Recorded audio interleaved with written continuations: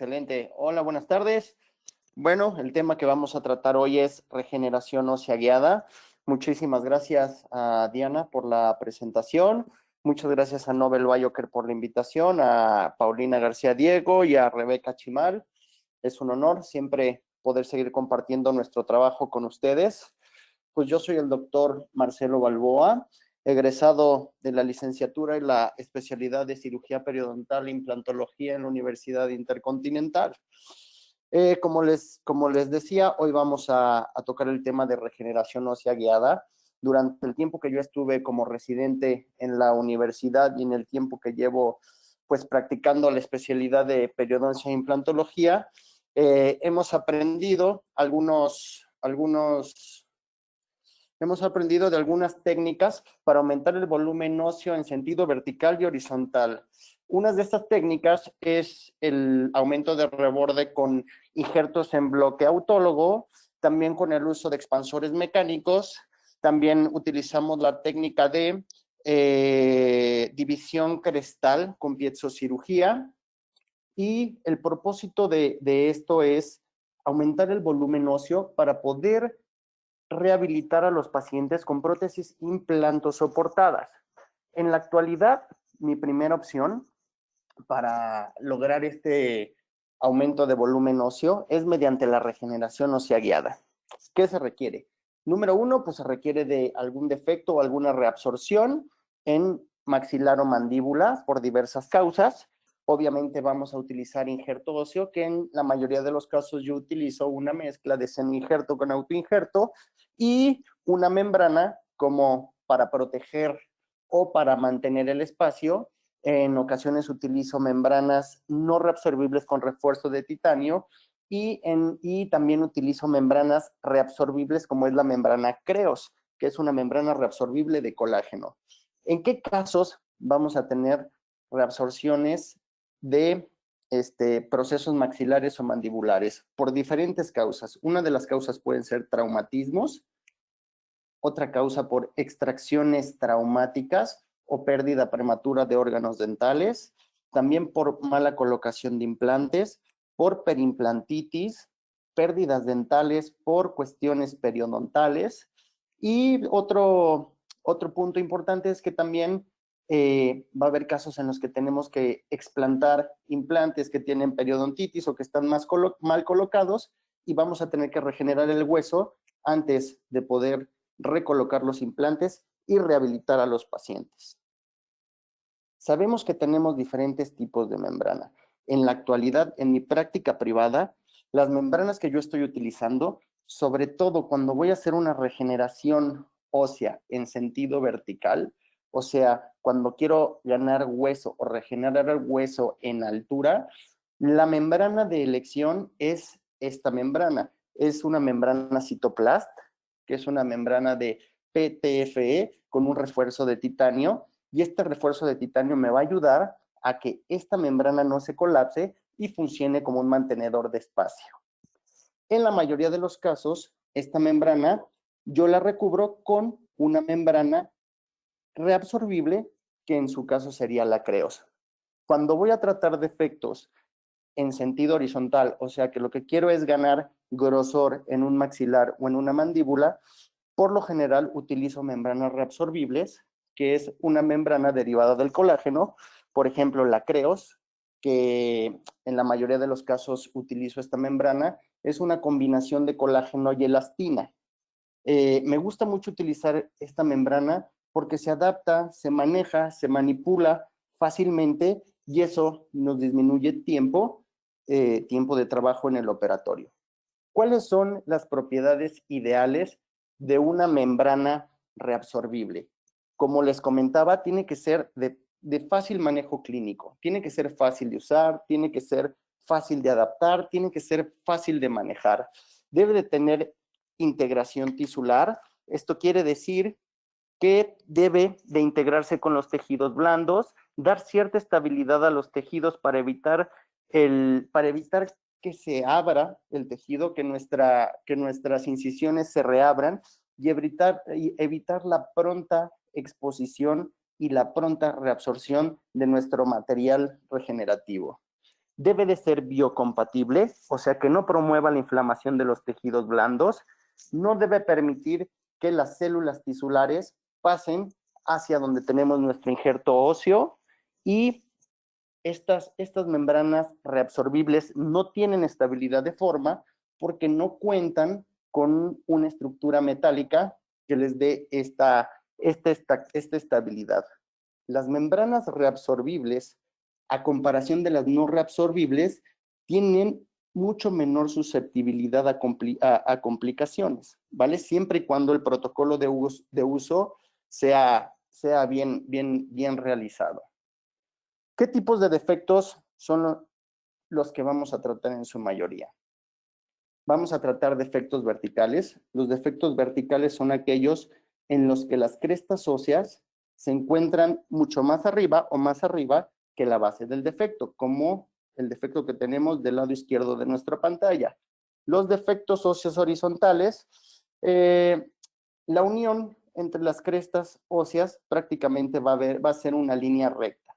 En este tipo de defectos, lo único que queremos lograr o lo que estamos buscando es aumentar en grosor, ¿vale? O sea, lo que estamos buscando es un aumento en sentido horizontal.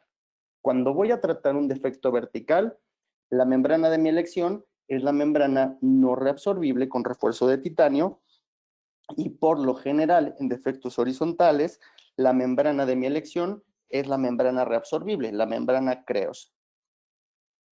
Dentro de los defectos horizontales tenemos dos tipos de defectos. Del lado izquierdo de la pantalla tenemos un defecto horizontal favorable.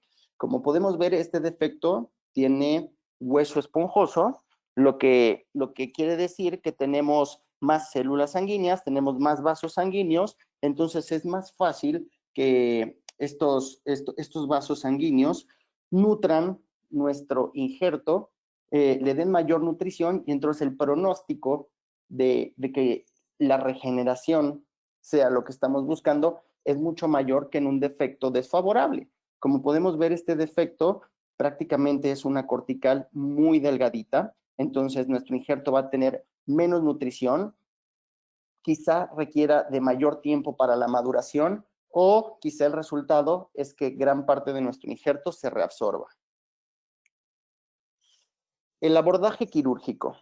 Es importante llevar en orden a nuestros pacientes. ¿Qué quiero decir con esto? Antes de entrar a cuestiones quirúrgicos, es importante seguir es muy importante seguir los lineamientos de forma ordenada. O sea, antes de pensar en entrar a cirugías, es importante tener nuestros tejidos sanos, ¿vale? O sea, que si es un paciente con cuestiones periodontales, primero hay que estabilizarlo periodontalmente, hay que hacer una fase periodontal, una fase 1 periodontal. Si el paciente requiere limpieza, hay que hacerle la limpieza. Si el paciente requiere de raspados y alisados radiculares, hacerle los raspados y alisados radiculares. Si se requiere de hacer extracciones previas, es importante primero hacer las extracciones, esperar a que los tejidos maduren y después meternos a los temas o a las cuestiones de regeneraciones óseas.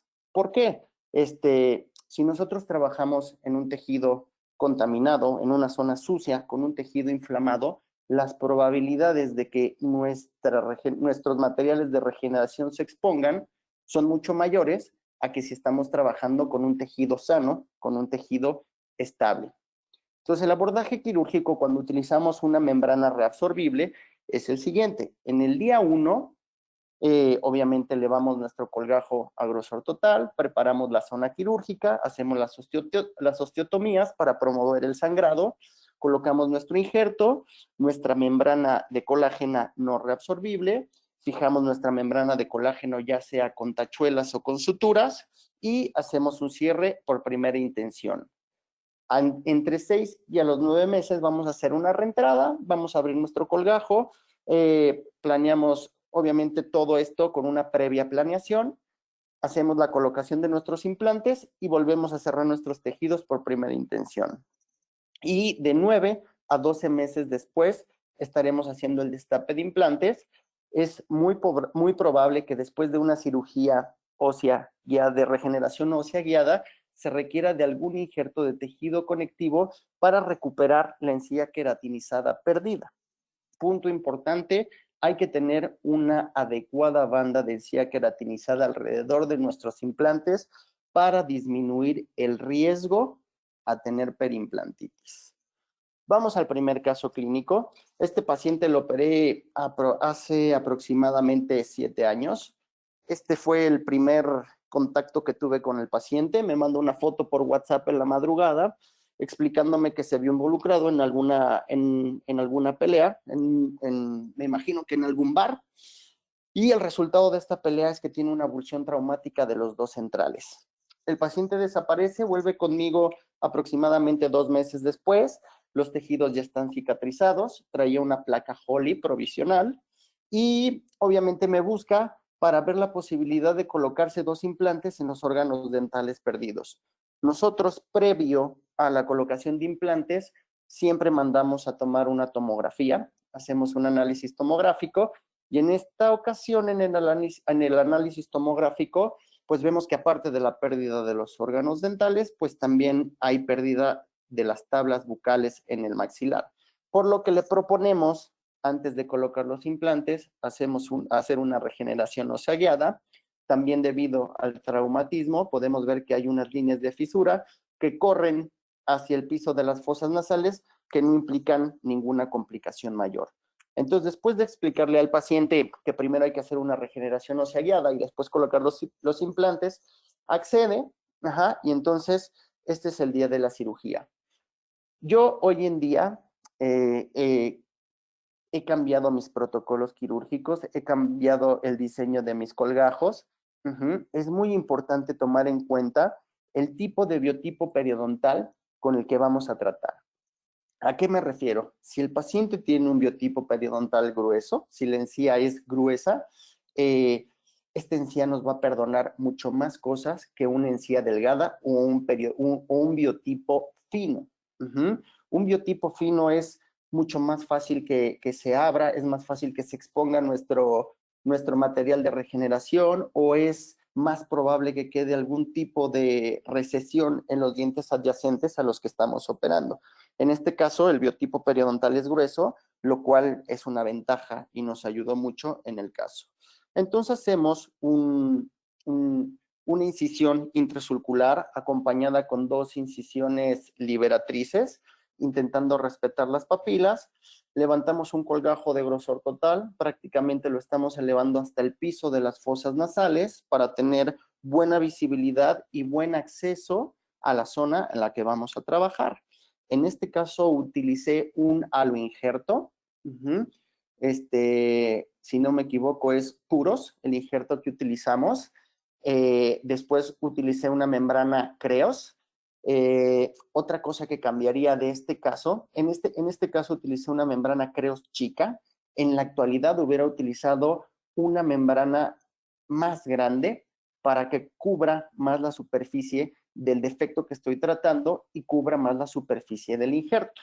Por bucal fijamos nuestra membrana con tachuelas y en palatino la fijamos con puntos de sutura. Hacemos un cierre por primera intención, suturamos, revisamos el paciente a la semana, vemos que la cicatrización va bien, a los 20 días, a las 14 semanas, y este paciente siguió con su provisional, con su plaquita Holly provisional. A las 21 semanas, perdónenme, a las 14 semanas, aproximadamente a los 6 meses, mando a tomar la tomografía para evaluar el resultado de mi regeneración ósea guiada. Obviamente, si el resultado es favorable, aprovecho esta tomografía para hacer la planeación de la colocación de los implantes. Aquí podemos ver en el corte sagital que está en la zona del órgano dentario número 12, que pues nuestra regeneración es favorable y no vamos a tener, al parecer, problema alguna en colocar nuestros implantes. De igual forma, en el corte sagital que tenemos a la altura del órgano dental número 21, ¿vale? Aquí tenemos el comparativo del lado superior izquierdo de la pantalla, es la tomografía inicial. En el lado superior derecho tenemos el comparativo, es la tomografía que mandé a tomar unos meses después de la cirugía de regeneración. Hacemos la planeación de la colocación de los implantes. En este caso vamos a utilizar 2 implantes Novel Active con metimos diámetro de 3.5 milímetros y una longitud de 13 milímetros, ¿vale? Pues, para la colocación de los implantes, aquí utilicé una incisión totalmente conservadora. Esta incisión la vi y la estudié del doctor Iñaki Gamborena, viene perfectamente descrita en su libro Evolution, un magnífico libro, y esta incisión consta de lo siguiente: de hacer una incisión intrasulcular media en los dientes adyacentes, con un tissue punch, quitar el tejido en la zona en la que vamos a colocar los implantes y por medio de tunelización comunicar todas las incisiones.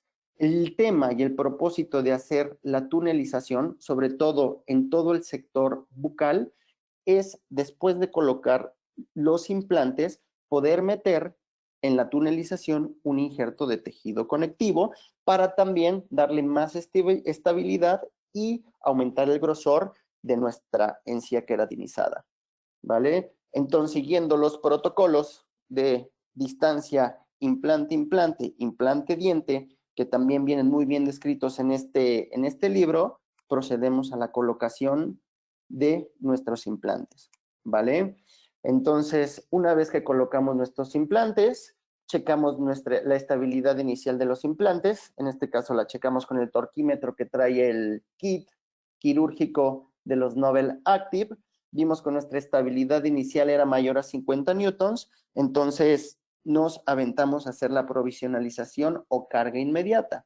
Estos son los cilindros provisionales sobre los cuales vamos a colocar los provisionales para que queden atornillados en las plataformas de nuestros implantes. Esta es la radiografía donde estamos rectificando la posición y el asuntamiento de los implantes. Podemos ver que cumple con los principios que vimos en el libro. La distancia implante-implante, implante-diente, ¿vale? Esto que vemos aquí arriba son las tachuelas que puse cuando hice la regeneración ósea guiada para fijar la membrana. Como no quise ser invasivo, las tachuelas hoy en día las tiene ahí el paciente, no pasa nada, no se transparentan, no reabsorben hueso y ahí seguirán durante un largo tiempo.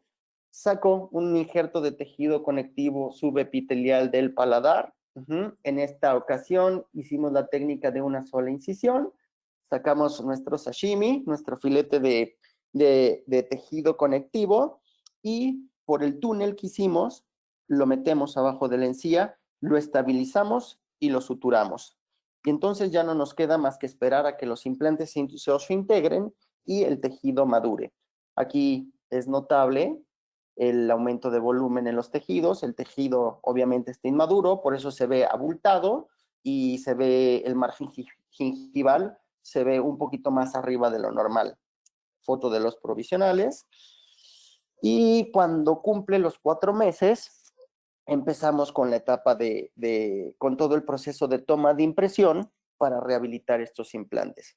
En este caso, hicimos los postes de impresión, le llamamos personalizados, para poder copiar el perfil de emergencia que le estamos dando, la forma o el perfil de emergencia que le estamos dando a los tejidos. Actualmente ya no lo hago con Duralay, actualmente es más fácil hacerlo con resina fluida, y esto para que el técnico me pueda hacer los aditamentos con la forma del tejido. En este caso me hicieron unos aditamentos de circonio atornillados a los implantes, y sobre los aditamentos de circonio cementé unas coronas IMAX, ¿vale? Esta fotografía debe de ser, aproximadamente se la tomé 2 años después de haber concluido el caso, de haber cementado las coronas. Vamos al siguiente caso. Este caso también es un traumatismo. Este paciente se va a la feria de San Fermín. Bueno, es lo que refiere. Yo no lo conocí en ese entonces, pero lo que me refiere es que se va a la feria de San Fermín, se ve también involucrado en una pelea, le patean la boca y este traumatismo le provoca la abulsión de los 2 centrales y del lateral. Estamos hablando del 22. ¿vale? Lo que él recuerda es que durante este trayecto él solo logra recuperar ambos centrales, entonces le reimplantan los centrales, el lateral ya no lo encontraron, ya no le recuperó y le ponen un implante en zona del 22. Este paciente es un paciente de mi socio, que es el que hace las rehabilitaciones en el consultorio. Un saludo a Eduardo Gómez, si me está viendo.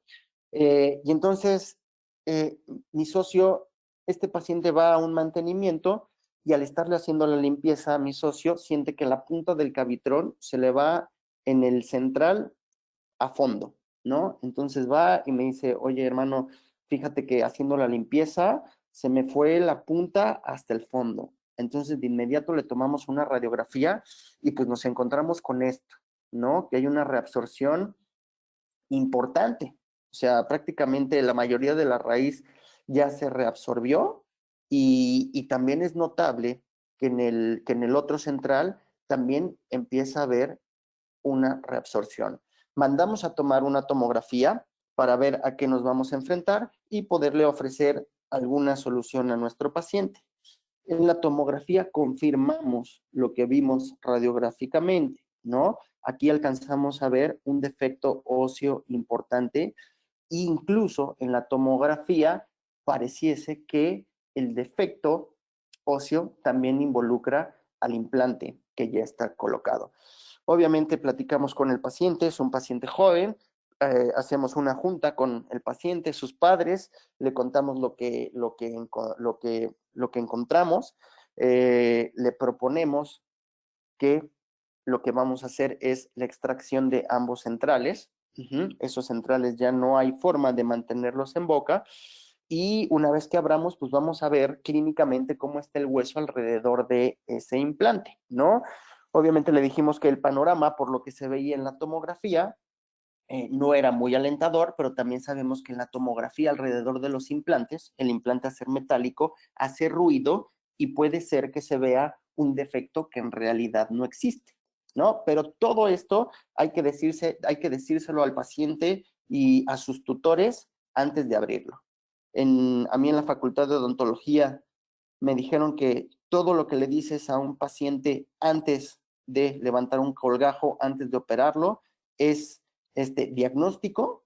Todo lo que le dices después de operarlo es pretexto y es algo que sigo tomando muy en cuenta. Entonces intentamos cubrirnos en salud y pues que no se nos vaya a ningún punto, ¿vale? Entonces cuando elevamos nuestro colgajo a grosor total, pues vemos que efectivamente hay una reabsorción importante, sobre todo en el 21. Lo que es alentador es que al parecer el implante, el hueso que está alrededor del implante no está tan dañado y pues obviamente sí hay una reabsorción, como se ve en la radiografía, en el órgano dental número 11. Este es un video de la regeneración ósea guiada, así es como tengo al paciente el día de la cirugía. Es notable que hay una recesión importante por bucal, hay inflamación por palatino, entonces inicio haciendo una incisión vertical en distal del canino, en este caso del 23, y me extiendo haciendo una incisión intrasulcular hasta distal del premolar, en este caso sería el 15. Reflejo un colgajo a grosor total, en este caso también prácticamente levanto mi colgajo hasta aproximadamente a la altura del piso de las fosas nasales, levantando muy bien el periósteo, quitamos la curación que tenía el paciente, empezamos a quitar el tejido de granulación, limpiando la zona, sale la gutapercha que estaba ahí cuando le hicieron el tratamiento de conductos y pues empezamos a hacer las extracciones lo más atraumático que se pueda, ¿no? Dicen que no hay extracciones atraumáticas, pero intentamos ser lo menos invasivos para no dañar el hueso remanente que esté en los dientes adyacentes y alrededor de la zona en la que vamos a trabajar.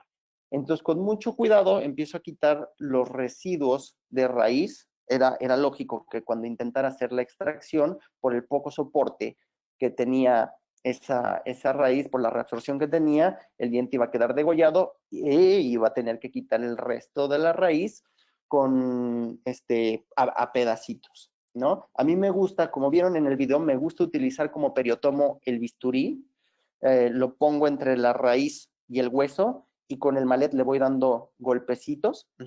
El mismo principio que un periotomo, pero me gusta hacerlo con el bisturí. Después de que hicimos la extracción del 21, nos vamos con el 11. Esta extracción es más sencilla porque el diente no está tan destruida. Limpiamos la zona, quitamos tejido de granulación, pongo mi membrana y esta la llamo la técnica Picasso. Con la misma sangre del paciente, voy pintando la membrana para saber dónde tengo que hacer los cortes para que mi membrana se adapte lo mejor posible al defecto que tengo. Ya después de que hice los cortes, empiezo a fijar la membrana. Casi siempre empiezo a fijarla por palatino o por lingual. Esto para proteger un poco la zona en la que voy a trabajar, para proteger el injerto de saliva, o si me cierra la boca o mete la lengua, no esté en contacto directo con la zona en la que estoy trabajando. Después de que ya fijé la membrana por palatino, la desplazo un poco, empiezo a injertar los alvéolos, sin hacer mucha presión, sí meto un empacador de hueso, y ahí también lo que estoy haciendo es poner un poco más de injerto sobre la tabla bucal, que sabemos que es la tabla, que por lo general es la tabla que presenta mayor reabsorción en el proceso de cicatrización. Ya para adaptar la membrana, la hidrato. Una vez hidratada es muy fácil de manipular. Esta membrana me gusta mucho porque también tiene mucha elasticidad. Esta membrana la puedes estirar, ahora sí que a lo que gustes, sin que se desgarre. Es más, tú puedes agarrar esta membrana con 2 pinzas, jalarla con la intención de desgarrarla y no se desgarra. Entonces, aquí también lo que estoy haciendo es liberar mi colgajo, darle soltura. En otros casos más adelante vamos a ver con claridad cómo lo hago. Por lo general hago una incisión poca profunda sobre el periósteo, y una vez que ya corté el periósteo, en este caso con la yema del dedo, la voy enterrando y le voy dando soltura a mi colgajo. Ya una vez que veo que mis colgajos cierran y cubren todo mi proceso de regeneración sin tensión, paso ahora sí que vamos a suturar y a intentar cerrar por primera intención. Esta es la fotografía de la cicatrización a los 10 días. Aquí tenemos la cicatrización vista de frente. La cicatrización vista en oclusal es muy importante y es muy importante que lo tomen en cuenta los protecistas. Yo entiendo que es compleja la parte de la provisionalización, ¿no? Que es muy difícil, ¿no? Dejar a un paciente, sobre todo un paciente joven, un paciente, un paciente, llamemos un paciente laboralmente activo, sobre todo sin los dos centrales, ¿no? Pero es muy importante que nuestro provisional no haga nada de presión sobre nuestros tejidos y mucho menos sobre el hueso que acabamos de regenerar. Hay que darle el espacio suficiente a los tejidos para que puedan pasar naturalmente por su proceso de inflamación sin que tengan ningún tipo de presión, ¿vale? Aquí, unas semanas ya después de que había cicatrizado, obviamente hubo cierta contracción del tejido y había un espacio considerable entre los primeros provisionales que se colocaron y la zona operada, ¿no? Y entonces el paciente refería que cuando hablaba sacaba saliva, lo cual para mí es irrelevante, pero vamos, yo entiendo, ¿no? Para mí lo primordial es mantener los tejidos sin ningún tipo de presión. Aquí mi socio lo que logró, lo que planeó, ideó, es alargar un poquito sin tener contacto por palatino los provisionales para disminuir esta queja y esta molestia del escape de la saliva. 8 meses después, así es como tenemos al paciente cicatrizado, ¿vale? Entonces lo mandamos a tomar la tomografía para la planeación de la colocación de los implantes o del implante. La verdad, este es un caso que se antoja mucho hacerlo con cirugía guiada, ¿cierto? Sobre todo por la posición del implante y el diente adyacente. Hay cierta inclinación hacia mesial del implante y de la raíz. Entonces, aprovechando que estábamos en cuarentena y que había un poquito más de tiempo libre de lo normal y también abusando de la buena amistad que tengo con el doctor Ricardo Peniche, al cual le mando un saludo y un abrazo, no sé si vieron su conferencia, él es un experto en el tema de cirugía guiada. Entonces, aprovechando que veo un poquito de tiempo libre, le hablo a Ricardo y le digo, oye, ¿cómo ves? ¿Me ayudas a hacer la guía? Vamos a hacer con el sistema de Nobel para leer tomografías y planear guías quirúrgicas que se llama DTX, hacer la planeación y la elaboración de la guía para imprimirla en tercera dimensión. Entonces, con la supervisión, prácticamente con la dirección total de Ricardo Peniche, con la tomografía de reevaluación, con la tomografía en la cual estamos evaluando cómo quedó nuestro injerto, empezamos la elaboración de la guía quirúrgica, ¿no? Entonces vemos que el injerto quedó bien, planificamos la colocación del implante, idealmente dónde nos convendría más colocar el implante. Vimos la posibilidad de colocar 2 implantes, no era posible, no quedaban bien, o sea, no había los espacios necesarios entre implante, diente, implante, implante para poder colocar los 2 implantes. Entonces aquí lo que estamos viendo es la sobreposición del escaneo de los dientes del paciente, la sobreposición del escaneo del encerado de diagnóstico para la elaboración de la guía. Aquí tenemos la guía ya elaborada. Ricardo me hace favor de imprimirme la guía en Mérida y me dice, hablamos un jueves y me dice, Chelo, tu guía va a estar en México el lunes. Aquí tienes el número de guía, ahora sí que el número de guía de la guía, y el lunes tienes la guía. Dije, perfecto, cito al paciente el viernes, llega todo y tenemos todo planificado y todo listo para operar a este paciente. Pues para no hacerles el cuento largo, esto es una pedrada contra DHL porque me quedé ardidísimo. La guía se perdió 3 semanas y media. Pospuse 3 veces la cirugía con el afán de que me llegara la guía. Llegué a un punto en que ya no me importaba tanto la guía, lo que más me preocupaba es que Ricardo también me había mandado su kit de cirugía guiada, que ya era lo que más me preocupaba.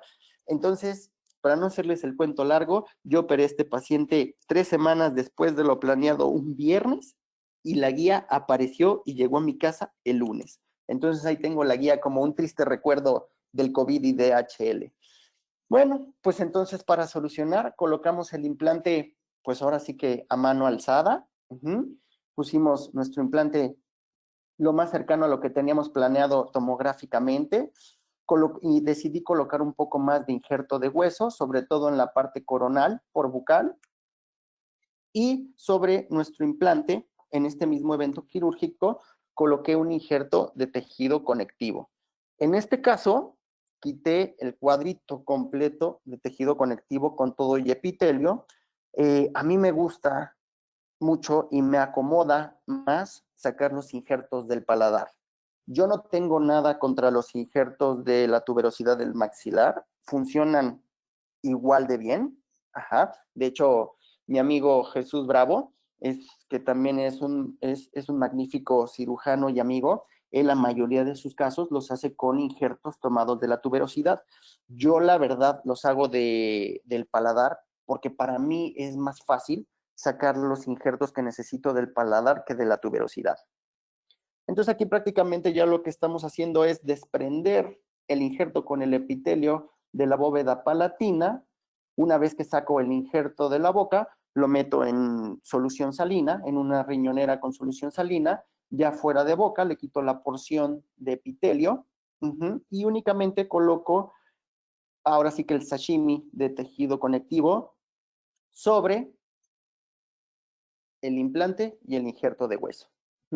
Damos la soltura necesaria a nuestro colgajo, liberamos nuestro colgajo y hacemos un cierre por primera intención. En este caso platicamos con el paciente, le dijimos que de ninguna forma, por ninguna manera, íbamos a dejar un provisional largo que hiciera algún tipo de presión sobre el tejido que acabamos de colocar. Aquí tenemos esta foto a las 2 semanas de la cicatrización. Por lo general, los pacientes de lo que más se quejan cuando sacamos injertos de tejido conectivo del paladar es del paladar. A este paciente le molestó más el paladar que todo lo que le hicimos en la zona de enfrente, ¿vale? Y hasta ahorita, en esto vamos con este paciente. Esta fotografía se la tomé el lunes y ahorita en esto vamos. Ojalá en otra ocasión ya les pueda presentar todo el caso terminado. Vamos a siguiente caso clínico. Esta paciente también la operé ya hace algunos años. Esta paciente debe tener como 5 años de operada. Es una paciente que me refieren porque prácticamente no le gustan las prótesis fijas que trae en la parte superior, o sea, en el maxilar y en la mandíbula. Obviamente, nosotros hacemos un diagnóstico periodontal completo. Vemos que periodontalmente los molares del cuadrante 2 están en un pronóstico pobre, están muy golpeados, tienen una pérdida ósea importante.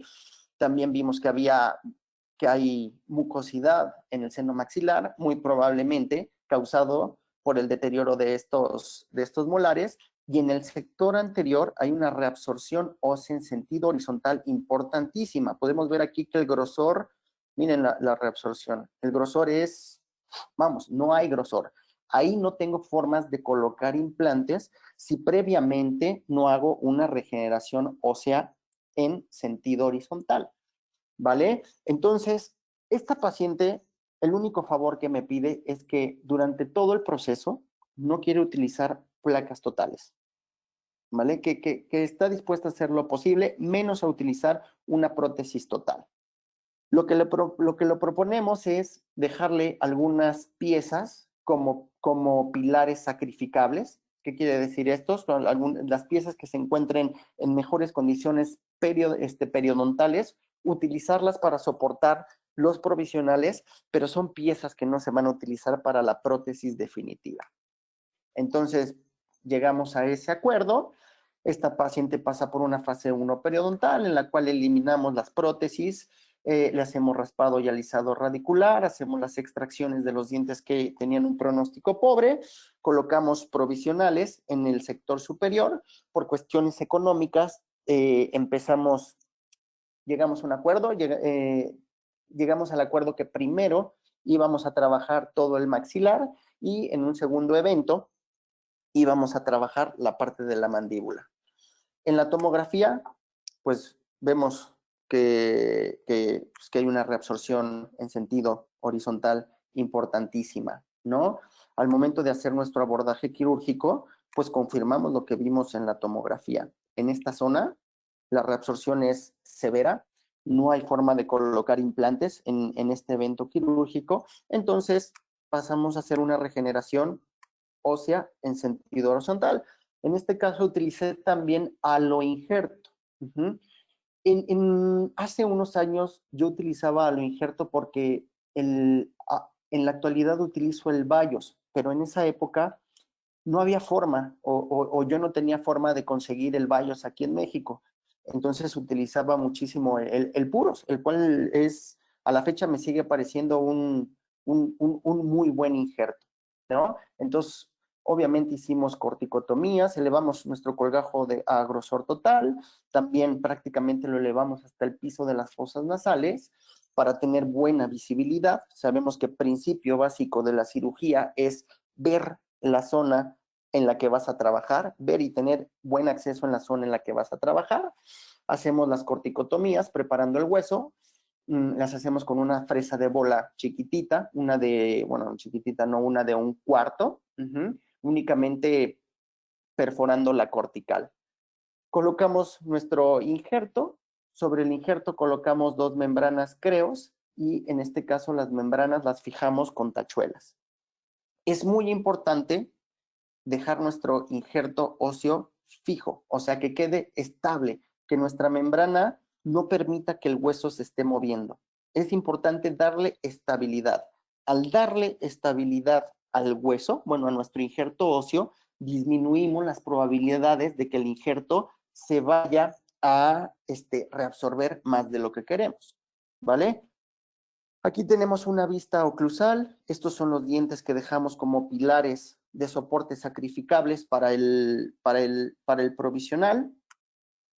En el cuadrante 2 también hicimos una elevación de seno maxilar con ventana, con piezocirugía. Elevamos seno, injertamos para poder colocar un implante en zona de molar y nos vamos a la fase de cicatrización. Esta es la cicatrización a los 10 días. Podemos ver que hay una buena cicatrización por primera intención y aquí tenemos la cicatrización a los 6 meses.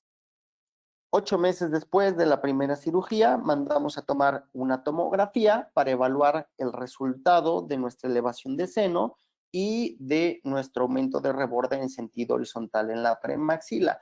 Del lado izquierdo tenemos la tomografía inicial y del lado derecho tenemos el resultado 8 meses después de la cirugía en la cual hicimos nuestro injerto y elevación de seno, ¿vale? Entonces, pues prácticamente el resultado es favorable.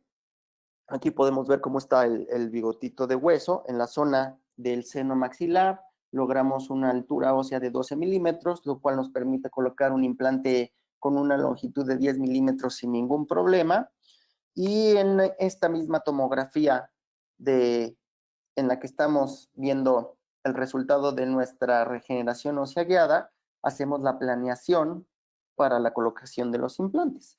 Yo siempre hago la planeación de la colocación de mis implantes ahora se llama DTX, en esta época se llamaba Nobel Clinician, es un programa muy completo. Este programa ahora nos da la opción, bueno, creo que desde entonces, pero ahora nos da una muy buena opción de poder elaborar guías y imprimirlas en 3D. Que es en lo que quiero incursionar, pero sigo con las ganas, no lo vamos a dejar en paz. En este caso utilizamos una guía no restrictiva para darnos una idea de dónde vamos a colocar los implantes. Colocamos los implantes, es una vista oclusal. Vemos que tenemos un grosor de hueso aceptable, ¿vale? La distribución de nuestros implantes. La verdad, durante todo el proceso, los pilares sacrificables aguantaron muy bien. Obviamente, antes de la etapa quirúrgica, les hicimos endodoncia, estuvieron constantemente, es una paciente ordenada, ¿no? Son dientes a los que estuvimos limpiando frecuentemente. Es una paciente, repito, es una paciente ordenada. 5 meses después de la colocación de los implantes, hacemos el destape de los mismos. La dejamos en provisionales y nos vamos a la arcada inferior. En la arcada inferior, prácticamente la paciente me pregunta si no hay alguna posibilidad de evitar regeneraciones óseas, ¿no? Y se entiende perfecto. El hacer regeneraciones óseas requiere tiempo, requiere dinero y requiere esfuerzo, ¿no? Tanto del paciente como de nuestra parte. Entonces, esta paciente lo que le proponemos en la parte inferior es hacer un all-on-4 con una carga inmediata. O sea, colocar 4 implantes, el protocolo de all-on-4 del doctor Paulo Malo, y el mismo día de la colocación de los implantes colocamos los aditamentos transmucosos o multi-units y colocamos un provisional a arco corto de puro acrílico, encía y diente, atornillado a nuestros implantes, ¿vale? Después de hacer la planeación tomográfica, a ella le parece mucho mejor idea hacer un all-on-4 en lugar de hacer cirugías regenerativas. Entonces, cortamos nuestra cresta, colocamos nuestra guía Maló, hacemos la regularización del proceso, colocamos nuestros implantes, multi-units, y aquí está nuestra prótesis fija definitiva, el mismo día que colocamos los implantes. Este es un video del pick-up, pero ya lo sabemos, ¿no?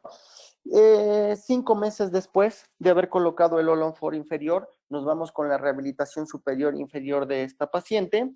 Importante recalcar, tenemos buena banda de encía queratinizada alrededor de los implantes. En la parte superior hicimos una prótesis fija metal porcelana, en este caso fue cementada, ajá, no es total, está segmentada, de aquí para acá es una prótesis y de aquí para acá es otra prótesis. En la parte inferior hicimos una prótesis metal acrílica atornillada. Este es el resultado final de la paciente. Obviamente le ponemos su guarda oclusal y esta paciente sigue siendo muy ordenada y es una paciente que vemos con mucho gusto, con mucho cariño y con mucha frecuencia para sus mantenimientos. ¿Vale? Vamos al siguiente caso. Este caso me lo refiere un gran amigo, fue compañero mío en la licenciatura, el doctor Luis Fernando, él radica en Cuernavaca, y pongo este signo de WhatsApp porque ahora vía teléfono tenemos la ventaja de podernos compartir y mandar muchísima información sin tener que estarnos trasladando a los diferentes consultorios. Entonces, de inicio me manda esta fotografía y me manda esta panorámica, ¿no? Y me dice, hermano, ¿qué me aconsejas que haga? ¿No? Le dije, a ver, mándame más datos. Me manda esta otra fotografía donde podemos ver que hay unas recesiones importantes, hay supuración, hay pérdida ósea, lo que alcanzamos a ver en la radiografía, una pérdida ósea importante. Este implante, no sé si lo alcanzaron a ver, cuando cuando él intenta desatornillar la prótesis, el implante ya gira. En la parte inferior, pues vemos que la localización y la posición de los implantes no es muy favorable, el tejido está muy dañado, pues los implantes tienen la presencia considerable de placa bacteriana. En este caso, el doctor Sánchez Mejorada me pide que empecemos también con la parte del maxilar, que es la que más le urge a la paciente. Entonces, prácticamente me manda la tomografía y me dice cuáles son los pasos a seguir, qué podemos hacer. Entonces, paso número 1, lo que le pido es quita la prótesis, quita los implantes, déjala con unas prótesis inmediatas. Vamos a esperar 3 meses a que esos tejidos cicatricen, se desinflamen, estén estables y entonces ya pasamos a la parte de regeneración ósea guiada en el maxilar. Entonces, 3 meses después de que el doctor Sánchez Mejorada quitó todo, quitó algunos implantes, él decidió dejar los implantes más posteriores con la esperanza de que funcionaran o de que algo nos sirvieran para retener una prótesis provisional transicional. ¿Ah? Entonces, así llega la paciente 3 meses después. Esta es la fotografía el día de la cirugía. Al levantar nuestro colgajo, confirmamos lo que vimos en la tomografía. Un maxilar completamente irregular, ajá, en ese momento decidí también quitar los implantes más distales, son unos implantes pues que tenían ya perimplantitis, que en lugar de ayudarnos en algo, prácticamente nos iban a estar estorbando. Después de levantar aquí lo que estoy haciendo en el video es darle la soltura necesaria a nuestro colgajo para lograrlo cerrar en primera intención, una vez que coloquemos todo nuestro material regenerativo. Ajá. Un punto importante, básico, cuando hacemos este tipo de cirugías, es lograr un cierre por primera intención. O sea, lograr que nuestros tejidos cierren sin ningún tipo de tensión. Aquí lo que estoy haciendo es una incisión superficial. Prácticamente lo que estoy haciendo es nada más cortar el periósteo. Aquí podemos ver la espina nasal, también podemos ver el piso de las fosas nasales. Hasta ahí extiendo, bueno, hasta allá levanto mi colgajo. Y con mucho cuidado y mucha paciencia vamos haciendo esa incisión superficial para irle dando soltura a los colgajos. Después de que ya hice la incisión superficial, para no profundizar con el bisturí, con un elevador de periósteo, pues voy dándole soltura al colgajo. ¿Por qué no quiero profundizar con el bisturí? Porque no quiero lastimar el músculo, no quiero cortar fibras musculares y mucho menos tener algún accidente vascular, o sea, darle algún vaso sanguíneo que me provoque algún sangrado importante. Si después de este desplazamiento con el elevador de periósteo consideramos que necesitamos soltar más nuestro tejido, podemos hacer una disección Roma, ya sea ¿cómo se llama? Lo podemos hacer con un mosquito curvo, con un mosquito recto, o en su defecto, yo en este caso estoy liberando el colgajo con el portaagujas. Hay que tomarnos nuestro tiempo, no hay prisa. Como le digo a mis referidores o como le digo a los pacientes, cuando estoy en esto no tengo nada mejor que hacer en todo el día más que esto.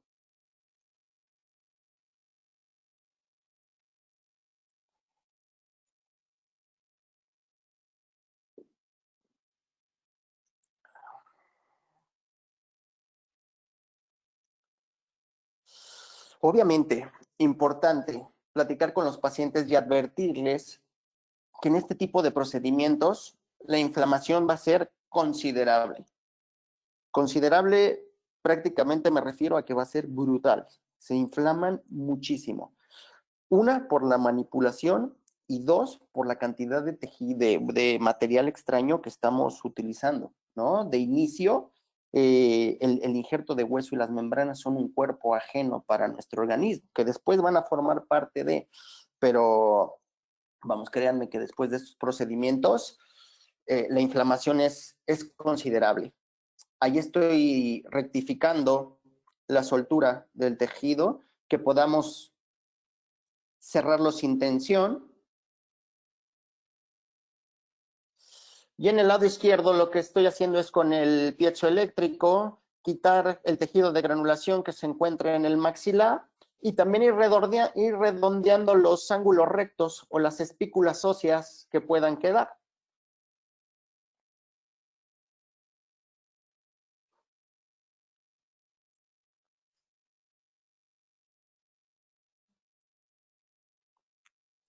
Después de este punto pasamos a la recolección de hueso autólogo. Este instrumento que tengo aquí es un raspador de hueso y esto es un doble propósito. Uno, recolectar hueso autólogo en la zona en la que voy a trabajar y dos, reavivar la zona sobre la que voy a injertar, ¿no? Prácticamente estoy quitando la capa superficial de hueso. Por ejemplo, aquí en la espina nasal, raspo un poquito más, puedo obtener un poquito más de hueso autólogo y raspando la capa superficial también provoco un ligero sangrado en el hueso que me va a ayudar a nutrir el injerto que voy a colocar sobre él. Una vez que hice el raspado, así funciona. Este raspador me guarda el hueso que raspé en este vástago, entonces lo voy recolectando y lo coloco en un godete estéril que tiene solución salina.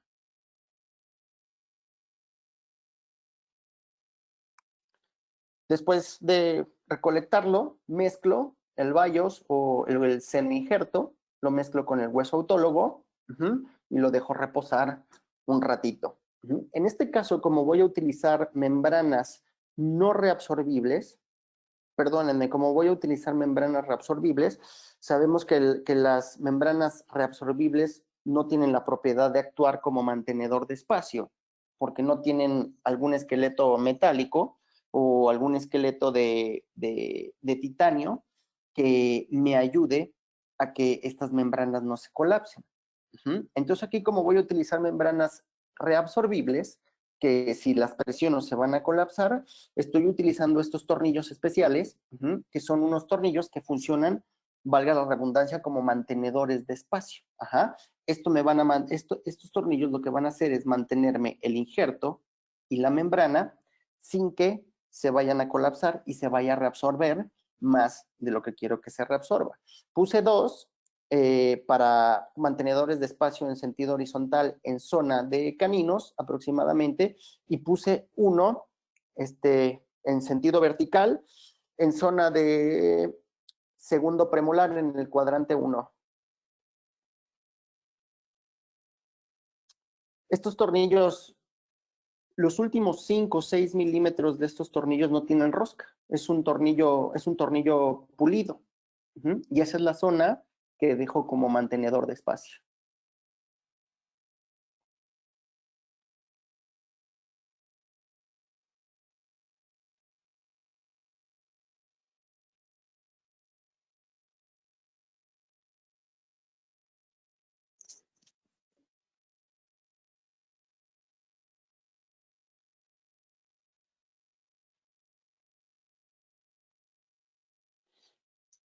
Y esto es lo que comentaba. Pusimos 2 mantenedores de espacio en sentido horizontal. En el cuadrante, en este sector pusimos un mantenedor de espacio que nos ayudara a mantener el espacio en sentido vertical. Aquí es donde teníamos un colapso más acentuado en sentido vertical. Y pues esta es una vista oclusal de cómo queda nuestro maxilar limpio, nuestro colgajo ya con la liberación adecuada y nuestros tornillos mantenedores de espacio. Aquí prácticamente vamos a colocar injerto por la parte bucal y también por la parte palatina para poder distribuir adecuadamente, para que el doctor Luis Fernando pueda distribuir adecuadamente sus implantes. Aquí lo que estamos haciendo es adaptar las membranas. Siempre primero fijo las membranas o las adapto por palatino. En este caso creo que utilizamos 3 o 4 membranas creos de las grandes.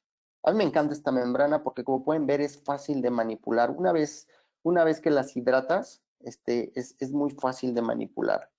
Después de adaptar las membranas, aquí están las membranas, lo que estoy haciendo es colocar el injerto sobre los tornillos que me van a ayudar a mantener el espacio. La idea es preformar el maxilar más o menos de acuerdo a la forma en la que quiero que quede, ¿vale? Obviamente preformamos el maxilar y colocamos nuestro injerto. Aquí también hicimos una elevación de seno maxilar en el cuadrante 2.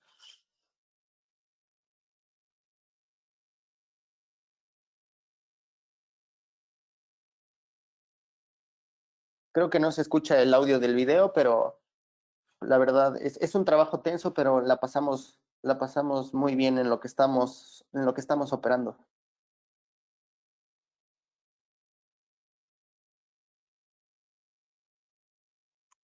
Una vez que adaptamos, que colocamos nuestro hueso, lo cubrimos con las membranas.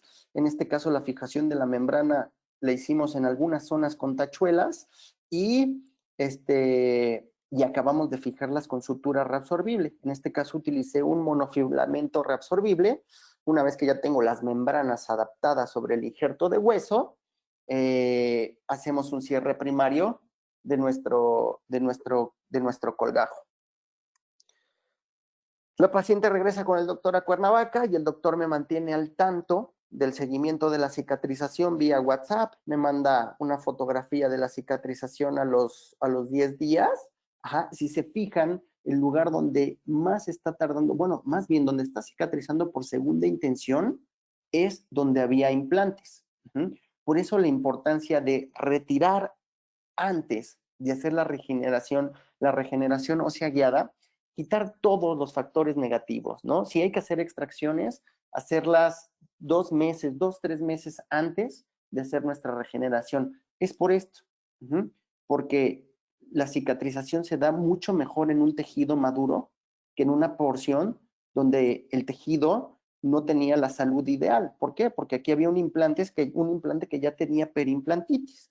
Sin embargo, en este caso, esta cicatrización por segunda intención no fue fatal, no trascendió nada. Aquí tenemos la cicatrización a las 5 semanas.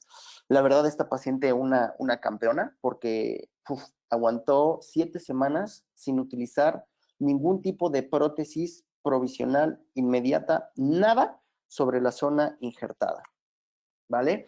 Y 8 meses después, el doctor Luis Fernando me hace favor de hacerme llegar la tomografía para ver el resultado de nuestra regeneración. Este es el seno que levantamos. Vemos que logramos una buena elevación de seno maxilar que nos va a permitir, que le va a permitir al doctor Luis Fernando colocar un implante en esa zona si lo requiere. Tenemos un maxilar un poco más uniforme, con un grosor que le da más probabilidades de poder colocar implantes en donde él lo requiera. Aprovechando que me manda esta tomografía, yo le hago una planificación de colocación de implantes como sugerencia de cuáles serían los mejores lugares de acuerdo a la cantidad de hueso en los que él podría colocar los implantes, ¿no? ya no, ya, por lo que él me platicaba, él ya no estaba pensando en ponerle algún tipo de prótesis fija definitiva. Obviamente también es una paciente que vamos, también contribuyó a que el estado inicial, o sea, a que los implantes, o sea, contribuyó a encontrarse a como me la mandó Luis Fernando por primera vez, ¿no? No todo es culpa del odontólogo. Ella influyó a que sus implantes llegaran a estar en ese estado. Entonces, esto es lo que son las diferentes zonas probables donde él puede colocar los implantes, ya él decidirá si coloca 6, 4, 2, vamos, ¿no? Eso ya es decisión del protecista, aunque nos duela a los cirujanos, el que manda es el rehabilitador. Ahora vamos a ver unos casos con membranas no reabsorbibles con refuerzo de titanio. Estas membranas, a diferencia de las membranas reabsorbibles, estas hay que quitarlas unos meses después de haberlas colocado. Estas membranas sí tienen estabilidad de forma y funcionan como creadoras de espacio porque cuentan con esta red o con esta estructura metálica que es titanio que evita que la membrana se colapse o se deforme durante el tiempo que está en boca. Obviamente, si mastican sobre la membrana, se va todo para atrás, ¿no? O sea, no aguanta fuerzas oclusales, pero vamos, o sea, si no hay presión sobre ellas, no se deforman. ¿Cómo es el abordaje quirúrgico en este tipo de casos? Obviamente, como en el anterior, bueno, aquí con más ganas, es un procedimiento mucho más sensible, a diferencia de las membranas reabsorbibles. Estas membranas tienen más probabilidades de que se expongan que una membrana reabsorbible. Yo creo que la estabilidad tisular no es tan buena, no se compara a las membranas reabsorbibles. Sin embargo, es una muy buena opción, sobre todo cuando vamos a hacer aumentos de reborde en sentido vertical, o sea, cuando queremos ganar altura en hueso. Entonces, obviamente, el paciente tiene que estar en muy buen estado periodontal, los tejidos tienen que estar impecables para tener menos probabilidades de exposición o de pérdida de nuestro material regenerativo. Aquí el día de la cirugía lo que vamos a hacer es, obviamente, levantar nuestro colgajo a grosor total, liberar nuestros colgajos, preparar la zona a injertar, hacer las corticotomías, colocar el injerto. Sobre el injerto vamos a colocar esta membrana no reabsorbible, es una membrana de teflón, la vamos a colocar sobre el injerto, esta la vamos a fijar con tornillos o con tachuelas, y yo por lo general sobre esta membrana no reabsorbible coloco una membrana Creos reabsorbible para intentar mejorar la estabilidad tisular y disminuir un poco el riesgo de que haya una exposición temprana, ¿vale? Entre 6 y 9 meses después, yo la verdad casi siempre me espero 9 meses, hago una reentrada. Esta membrana, a diferencia de las reabsorbibles, esta membrana sí hay que quitarla. El día que se quita la membrana, hacemos la colocación de los implantes, hacemos un cierre por segunda intención, y perdónenme, cerramos nuestros colgajos intentando que cierren por primera intención, y 9 o 12 meses, aproximadamente 5 meses después de la colocación de los implantes, activamos los mismos, destapamos los implantes. Si es necesario, que en la mayoría de los casos es necesario, hacemos un injerto de tejido conectivo o un injerto gingival libre para recuperar la encía queratinizada perdida, ¿vale? Entonces, puntos a tomar en consideración en este tipo de regeneraciones. Por ejemplo, en este caso, lo que estamos buscando es hacer una regeneración en sentido vertical y también en sentido horizontal, o sea, en ambos sentidos, ¿vale? Punto importantísimo, punto clave es el pico óseo. Difícilmente vamos a lograr que nuestro hueso injertado, que nuestra regeneración quede por encima del pico óseo del diente del órgano dental más distal a la zona que vamos a trabajar. Obviamente, previo a la regeneración, hicimos la extracción de esta zona, esperamos 2 meses a que el tejido sanara y después hicimos la regeneración, ¿vale? Entonces, volviendo al pico óseo. Otro punto importantísimo es que nuestra membrana de teflón, nuestra membrana citoplast, no la vamos a dejar pegada a la raíz. La vamos a cortar de tal manera que nos deje, que no cubra el pico óseo, que no cubra para nada la cresta ósea que está alrededor de los dientes sobre los que vamos a trabajar. Por lo general, estas membranas las extendemos un poquito o bastante hacia mesial de la zona que vamos a trabajar. Ajá. Entonces tenemos que dejar libre el pico óseo y la cresta ósea. ¿Esto para qué?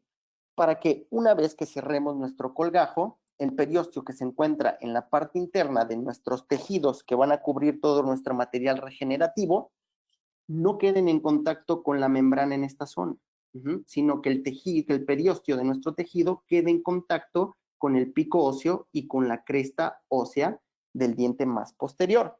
¿Esto a qué nos ayuda? Esto nos ayuda a que el colgajo logre un sellado mucho más estable. Si logramos, si hacemos esto, va a haber un sellado del periósteo o del tejido conectivo con la cresta ósea y del epitelio con la raíz, que es un sellado mucho más estable, que, perdónenme, nos va a ayudar a que las bacterias no penetren con tanta facilidad en este espacio, contaminando, provocando la pérdida total o parcial de nuestro material regenerativo. Espero haya quedado un poquito claro este punto. Si no, ahorita lo vamos a ver con más claridad en un esquema oclusal. ¿Vale? Entonces, punto 1, vamos a fijar nuestra membrana porlingual. Siempre lo hago así. También como intentando como proteger un poquito la zona en la que vamos a trabajar. Ajá. Por si hay algo de saliva, evitar que la saliva o que la lengua vaya a contaminar o a moverme el material de injerto que estoy colocando. Punto número 2, voy a hacer recolección, voy a recolectar el hueso autólogo. En este caso, utilicé este instrumento. Es un autochip maker, se llama. Creo que lo vende Neobiotech aquí en la Ciudad de México. Me ha resultado muy útil y prácticamente es una trefina metálica que viene rodeada por este plástico. Entonces, cuando lo colocas sobre la rama, la trefina raspa y los pequeños chips que va sacando al girar la trefina se quedan atrapados en esta rejita de caucho o de plástico. Después lo único que tienes que hacer es, esta rejita se quita con muchísima facilidad y recuperas el hueso que se quedó atrapado en la trefina, lo colocas en un godete estéril con solución salina y después ya lo puedes mezclar con tu seno injerto, ¿vale? Una vez que ya hiciste la mezcla, vamos a colocar el injerto intentando preformar la mandíbula, darle la forma que queremos a la zona que estamos regenerando.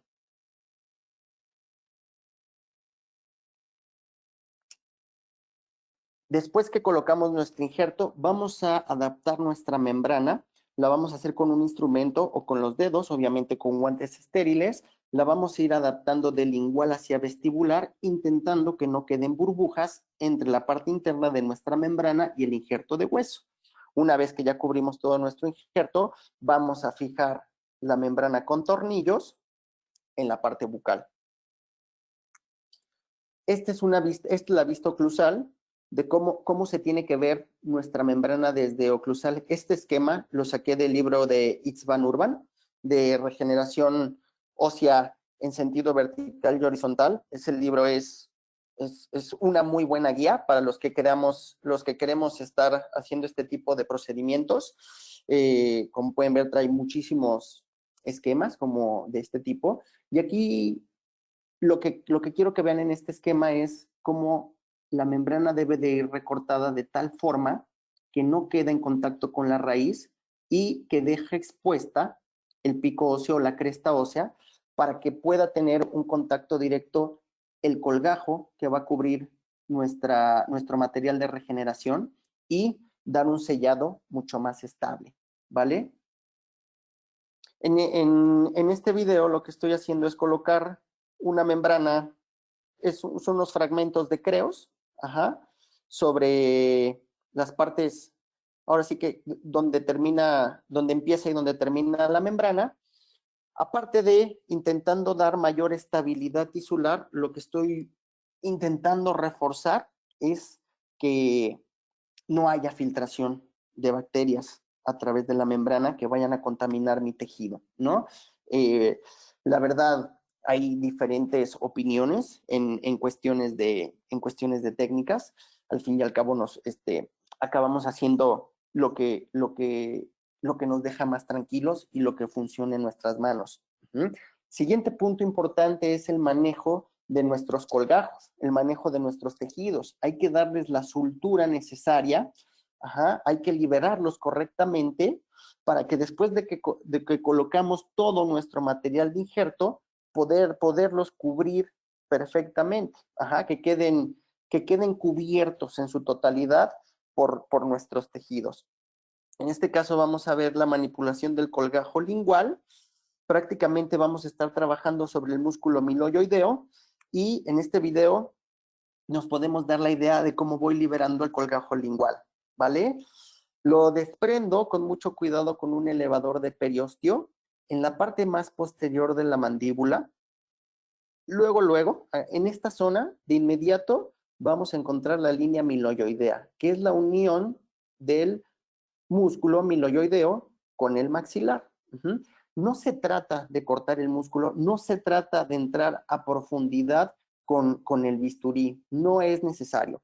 Una vez que encontramos la línea miloioidea, que se va haciendo más profunda conforme nos vamos acercando a los premolares o caninos, o sea, la inserción la vamos a ir encontrando más abajo, lo único que tenemos que ir haciendo es, con un elevador de periostio, sin hacer ningún tipo de corte, hacer un movimiento como de barrido en las fibras superficiales del músculo y el colgajo solito se va a ir liberando. No hay que hacer mucha tensión, no hay que hacer mucho esfuerzo, es con paciencia, con buena visibilidad, con buena luz, con buena succión para poder ver lo que estamos haciendo.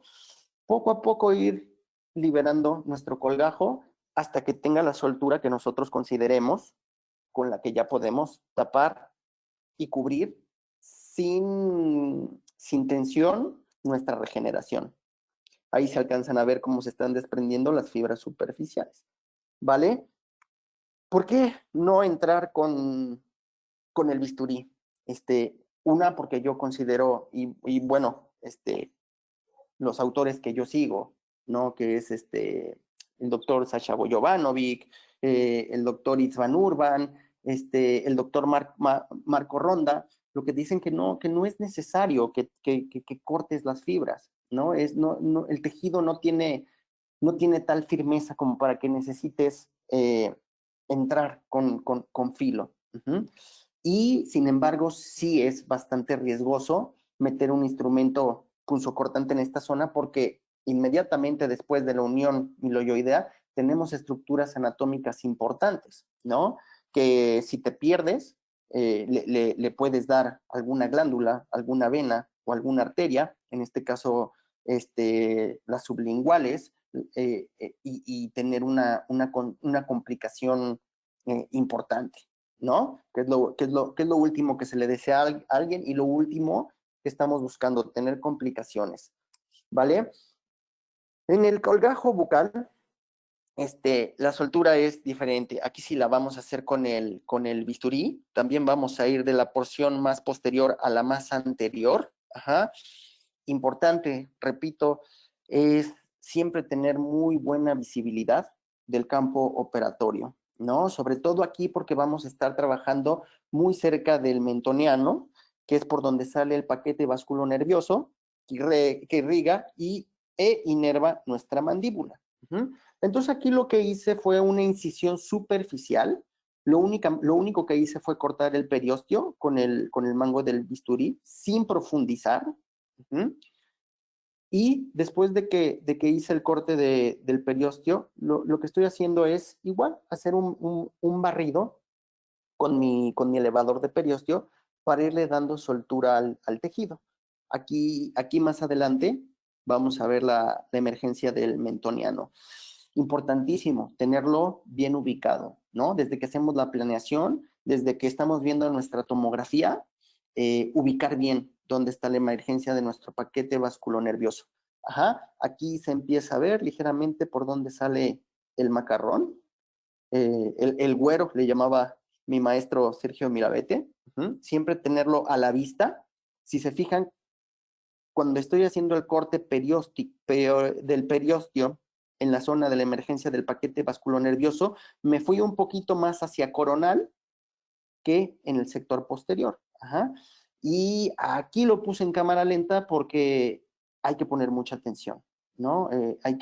O sea, prácticamente no es necesario hacer un corte. Lo único que tenemos que hacer es con una hoja de bisturí nueva, recargarnos e ir acariciando muy despacito el periósteo para no cortar.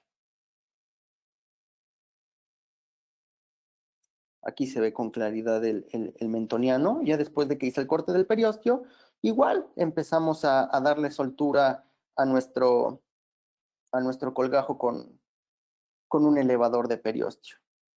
Estas dos técnicas vienen muy bien descritas en estos artículos del doctor Michael Ronda. También viene perfectamente descrita en el libro del doctor Itz Van Urban. Y vamos, en todos los cursos de Sasha Jovanovic también hay una descripción bastante buena de este tema.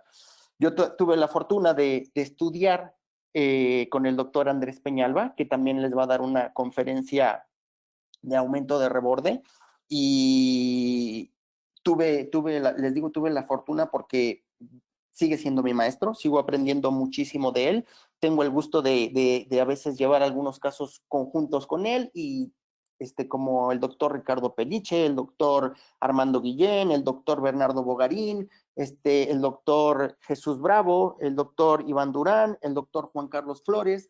Los nombro a ellos porque es un grupo allegado de periodoncistas en el que si tengo algún tema, alguna duda, puedo marcarles de inmediato y me la resuelven, ¿no?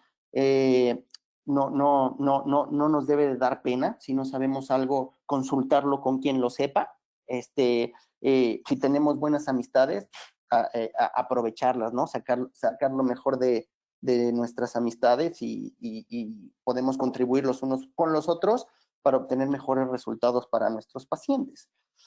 ¿Vale? Entonces, continuando con esto. Este esquema también lo saqué del doctor Itz Van Urban, y aquí lo que está esquematizando, lo que está demostrando es cómo tiene que ser la incisión perióstica en el colgajo bucal. Ajá. Como les mostré en el video, cuando me acerco a la emergencia del mentoniano, la incisión tiene que ser un poquito más coronal para no poner en riesgo el corte de el paquete vasculonervioso. En el lado derecho es un paciente en el cual la manipulación del injerto, la manipulación del tejido fue mucho más sencilla que en el paciente anterior. Esto es porque el paciente anterior ya había pasado por algunos eventos quirúrgicos, ¿no? Y sabemos que cuando ha habido eventos quirúrgicos previos, por lo general el tejido se vuelve ligeramente o bastante más fibrótico. Punto importantísimo. Aquí estoy con el doctor Jesus Bray Towers, que ayer dio una muy buena conferencia también. Y el doctor Itz Van Urban, maestrazo en esto de la regeneración. De él ese libro. La sutura prácticamente la hacemos con puntos horizontales, ajá, y la complementamos con puntos simples. Así es como se tiene que ver nuestro colgajo. O sea, tiene que haber un ligero excedente hacia coronal para estar seguros que nuestro colgajo no está cerrando con tensión. Si nuestro colgajo quedó flat a esta altura y vemos que la sutura está medio estiradita, hay muchas probabilidades de que en el proceso de inflamación se desgarre algún punto, y se exponga el material de regeneración. ¿Vale? Este es un caso que llevé con un amigo y referidor, con el doctor Rigoberto Perea, con el cual también tengo el gusto y la fortuna de trabajar y contribuir. Esta paciente la estamos trabajando en conjunto. Es una paciente a la cual le vamos a hacer la explantación del implante que tiene en la zona del 13, vamos a hacer una regeneración ósea guiada en sentido vertical y horizontal en zona de 13 y 12. Una vez que ya hayamos retirado el implante, también vamos a hacer la extracción de este canino, que es el 23, y vamos a hacer una regeneración ósea guiada en sentido horizontal en zona de 22 y 23. En el cuadrante 1, que es un defecto combinado, o sea, vertical y horizontal, vamos a utilizar una membrana Cytoplast, o sea, no reabsorbible, con refuerzo de titanio, cubierta por una Creos, y en el cuadrante 2 vamos a utilizar una membrana Creos fija con tachuelas, ¿vale? Entonces vamos a la parte quirúrgica. En esta parte nos aceleramos, bueno, yo me aceleré un poquito. Ajá. Lo ideal hubiera sido hacer la explantación del implante y la extracción del canino previa a la regeneración. Uh-huh. Esto para trabajar con tejidos maduros, lo cual es importantísimo, y disminuir el riesgo de exposición de las membranas, ¿vale? Entonces aquí lo que estoy haciendo es, estamos limpiando la zona quirúrgica, estoy quitando el tejido de granulación que está alrededor del implante, quitamos el implante, ahí podemos ver que efectivamente es un defecto combinado. Aquí tenemos nuestros picos óseos, un poquito más marcado en zona del central, y aquí vemos que lo único que hace falta es grosor, un poquito de altura. Siendo exigentes también falta un poquito de altura. Fijamos nuestra membrana por palatino en el defecto combinado. Aquí la fijé con dos tornillos de fijación. Hice mi mezcla de injerto, utilicé el raspador de hueso para obtener hueso autólogo.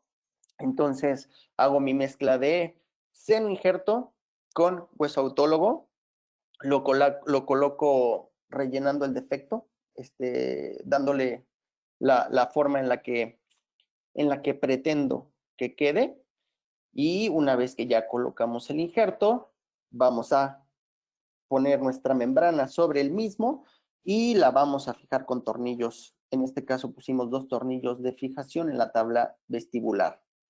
Nos vamos al defecto de sentido contrario, colocamos el injerto, una membrana reabsorbible, una membrana Creos mediana, y sobre la membrana no reabsorbible también coloqué una membrana reabsorbible, repito, para intentar dar mayor estabilidad tisular, ¿vale?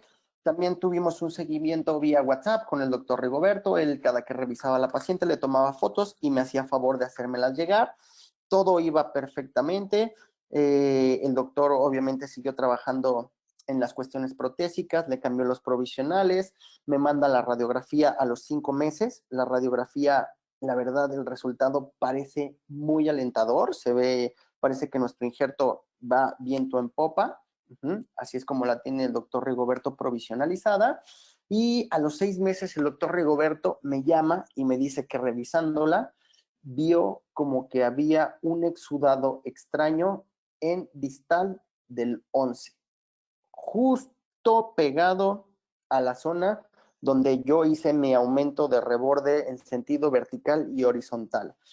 Entonces mandamos a tomar una tomografía de inmediato. Aquí estamos viendo, aquí estoy midiendo los resultados que tuvimos, pero sin embargo, y si lo notan, aquí hay una zona ligeramente oscura que no nos gusta, ¿vale? Tomando en cuenta el antecedente de que había un exudado extraño. En el otro lado, de una vez aprovechamos, rectificamos el resultado en el lado en la que hicimos nuestra regeneración con la Creos. Vemos que tenemos un grosor aceptable para poder colocar los implantes, para hacer la planeación de la colocación de los implantes. Sin embargo, lo que decidimos es entrar, retirar la membrana, ver qué es lo que está pasando en esta zona, y una vez que entramos y retiramos, vemos que efectivamente está habiendo una pérdida ósea, no severa, pero hay una pérdida en distal del central. Entonces prácticamente lo que hice fue retiré membrana, como aquí se puede ver que, vamos, nuestro defecto se estaba llenando perfectamente, ¿no? O sea, estábamos teniendo un resultado muy favorable. pero si nos esperamos, es muy probable que esta infeccioncita o que este issue se extienda y acabe por comerse todo el hueso que habíamos injertado. Entonces, previamente mandamos terapia antibiótica. 4 días después de la terapia antibiótica, retiro la sutura, limpio la zona, injerto y coloco una membrana reabsorbible sobre ese defecto, ¿vale? A los 10 días de la cicatrización de la segunda entrada, la paciente va muy bien. No le hemos podido colocar los implantes por el tema de esta cuarentena, por el tema del COVID.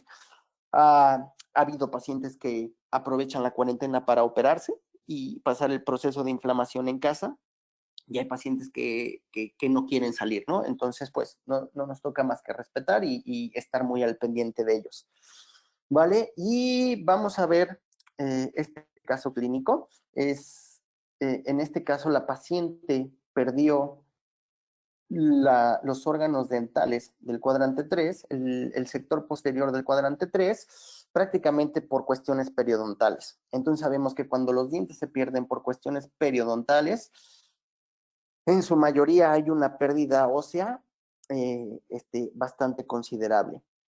En la evaluación tomográfica vemos que no hay posibilidad de colocar implantes si no hacemos una regeneración. Hacemos la regeneración, 9 meses después mandamos a tomar una tomografía para ver cuál fue el resultado de nuestra regeneración.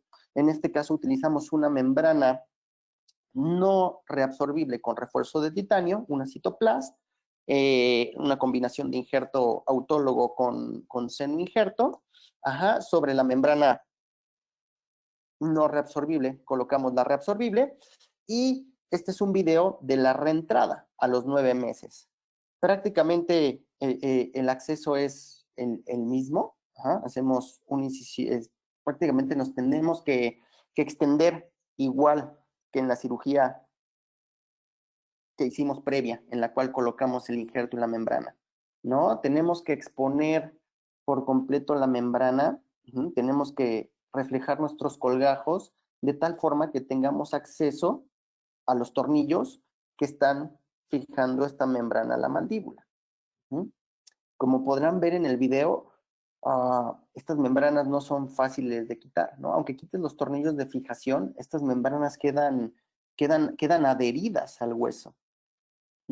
Ahí lo que estoy haciendo es intentar levantar el periósteo para encontrar los tornillos con los que fijé la membrana. Esta técnica es una técnica un poquito más sensible, es más complicada que el uso de membranas reabsorbibles. Aquí ya encontramos los tornillos con el motor de implantes y la punta específica de estos tornillos. Empezamos a retirar los tornillos de fijación. Quitamos los tornillos que están por vestibular, quitamos los tornillos que están por lingual y desprendemos, quitamos en absoluto la membrana no reabsorbible.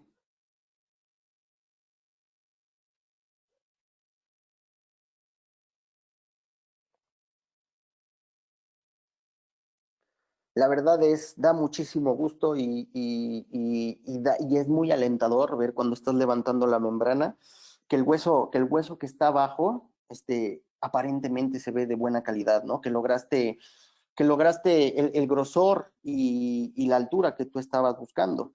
La verdad esta técnica es toda una curvatura de aprendizaje. No es una técnica sencilla, es una técnica muy sensible. Uno se enfrenta a varios fracasos antes de tener buenos resultados. Bueno, en mi caso, yo me enfrenté a algunos fracasos. Entonces, la cuestión es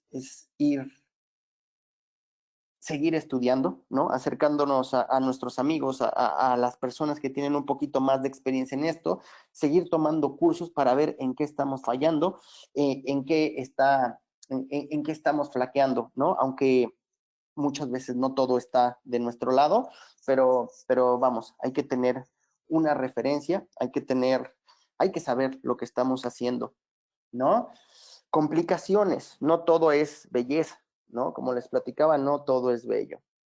Una de las complicaciones más frecuentes es la exposición prematura de la membrana. A veces es porque mastican sobre ella, a veces porque los tejidos no tenían la calidad, no tenían la calidad adecuada.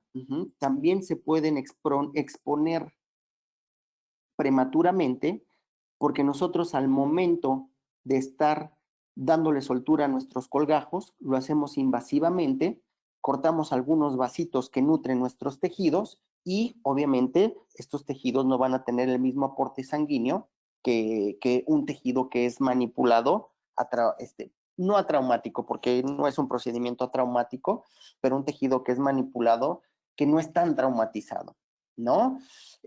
Otra complicación que podemos tener es daño vascular.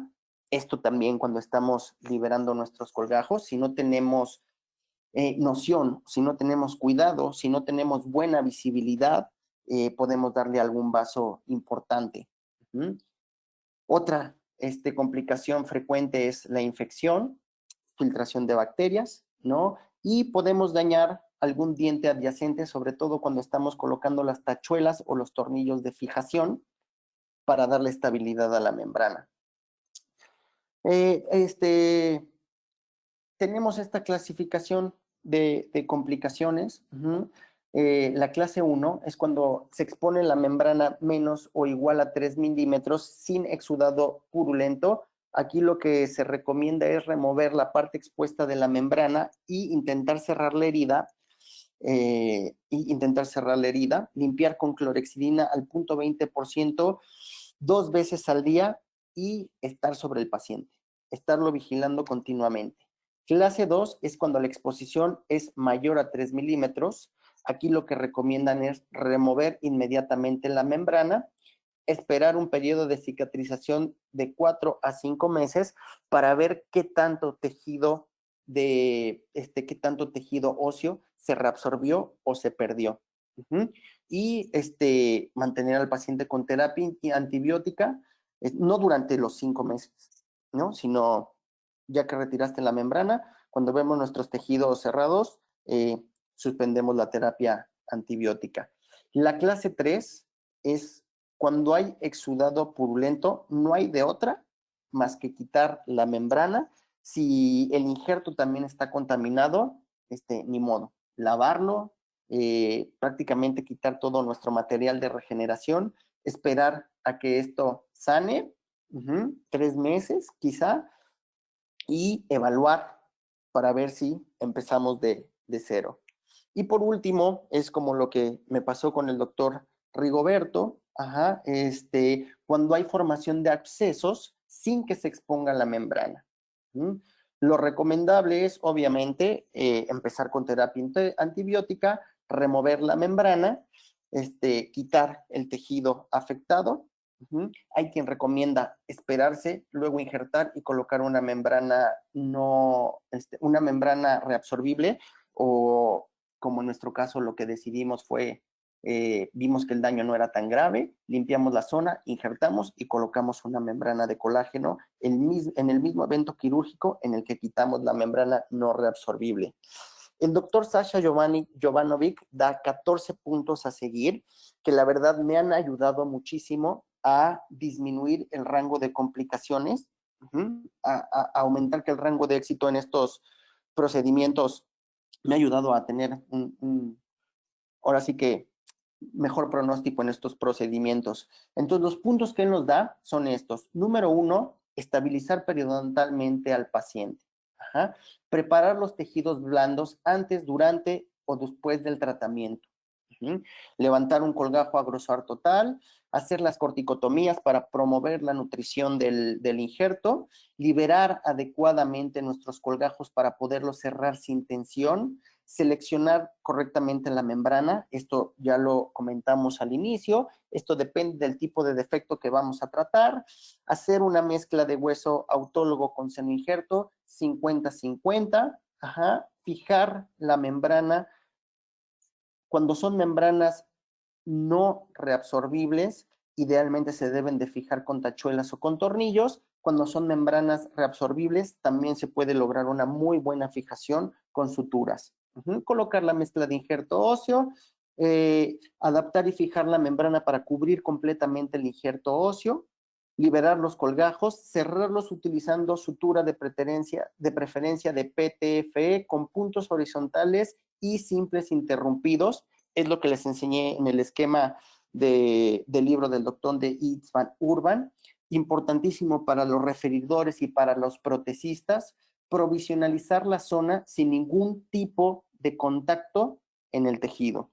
Es más, hay que dejar un espacio considerable entre el tejido y nuestro provisional, tomando en cuenta que después de la cirugía, ese tejido se va a inflamar, ¿no? Y hay que darle, la inflamación es un proceso natural después de este tipo de procedimientos. Entonces hay que darle el espacio para que se inflame, ¿no? Ahora sí que al tejido hay que darle su espacio para que siga su curso natural, ¿vale? Y esperar un periodo de cicatrización en regeneración ósea guiada en sentido horizontal de 6 meses y cuando es vertical de 9 meses. Yo por lo general, aunque sea vertical o horizontal, si es una regeneración grande, prefiero esperarme los 9 meses, ¿vale? Como conclusiones, esto es un punto muy personal, yo les puedo decir que es la regeneración ósea, sobre todo cuando es vertical, cuando usamos las membranas no reabsorbibles, es un procedimiento sensible. ¿Qué quiero decir con un procedimiento sensible? O sea, hay que seguir los lineamientos, hay que seguir los puntos, ¿no? Ahora sí que como bitácora de vuelo, tenerlos a la mano, repasarlos y de verdad seguir los puntos uno a uno va a disminuir muchísimo el porcentaje de complicaciones. La predictibilidad definitivamente sí depende mucho de la práctica que tenga cada operador, ¿no? Esto es una curva de aprendizaje y yo no creo que solamente sea con este procedimiento. En odontología en general, nuestro rango de éxito va aumentando conforme lo vamos haciendo con mayor frecuencia. Importante hablar con los pacientes y decirles que la regeneración ósea guiada no consta de una sola cirugía, no es un solo tratamiento. Hay que platicarles que muy probablemente sean 3 cirugías, si todo sale a la perfección.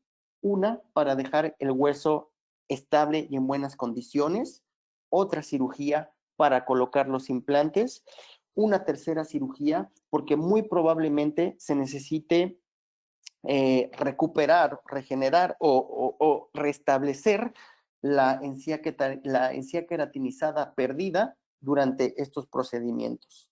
Y obviamente, la más importante, la selección del paciente, ¿no? No es un procedimiento para todos los pacientes, no me refiero a cuestiones económicas, tienen que ser pacientes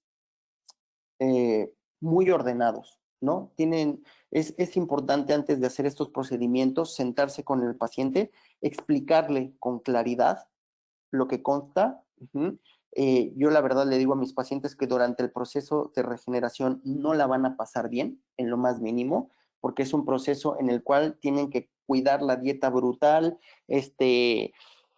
vamos, les damos una hoja de indicaciones, hay que cuidar la dieta, no pueden hacer ejercicio, hay que tener la zona muy limpia, son visitas periódicas, hay que estar muy al pendiente, ¿vale? Hay pacientes que aunque tengan los recursos económicos, no son tan cuidadosos, ¿no? Hay pacientes que quizá no por personalidad, sino quizá por chamba. Hay pacientes que tienen que estar trabajando, tienen que estar viajando muchísimo, entonces no te pueden estar visitando en el consultorio si hay alguna complicación.